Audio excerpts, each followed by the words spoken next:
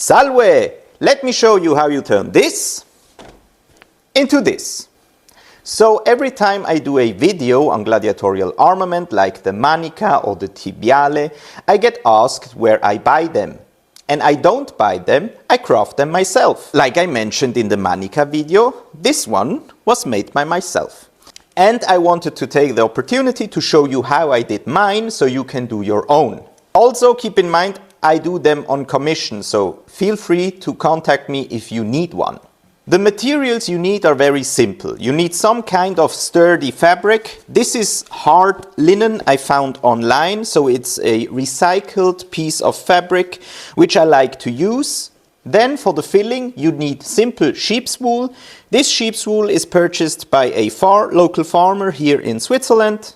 Then you need some sort of pencil to make the marks. You need a sewing needle. This one is a rather big one. And at last you need some sort of thread. I like to use waxed cotton thread because it's pretty sturdy and it has a nice color, which I like. So the materials I use are not historically attested, or at least not 100% accurate. You wouldn't use cotton thread since cotton would be very expensive. You would more likely use wool or linen. Linen is completely fine, although most probably most of these armament pieces would have been made from wool because it's just cheaper. Sheep's wool, on the other hand, is a material that would have been used because it was available in abundance. And of course, this is a modern sewing needle.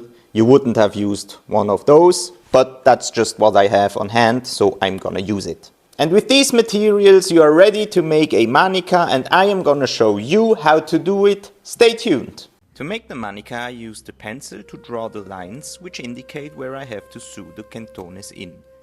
I have sewn in 12 lines 5 centimeters apart from each other. I then used a recycled gambeson arm as pattern and traced its outer lines. I made sure to make it a bit bigger. This shows me where I have to fold the excess fabric inwards so I don't need to cut anything. Both sides needed to be folded. Pinning helps secure the two pieces and then I stitched them together following the cantones lines. Because the fabric was so thick I had to use tongs to pull the thread through. Lastly I folded the upper part of the shoulder and continued sewing. Folding and sewing the whole piece took me about 2 hours. Once sewn together, I had to fill it with the wool. It takes a lot of wool actually.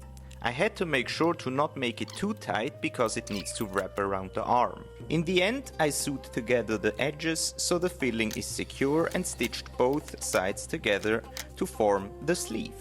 I made a little mistake when folding the fabric, so I had to use a bit more space in between the two sides. This is the Manica so far. All it needs is a hand protection. The hand is also made out of a fabric rectangle.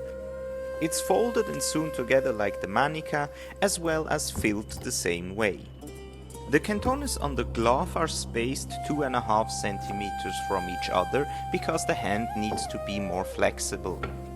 The same technique was then used on the protection for the thumb, with an even smaller rectangle.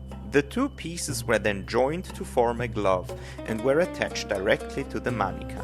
Unfortunately, I forgot to record that part. And on the inside I attached 3 leather straps. And this is the finished Manica.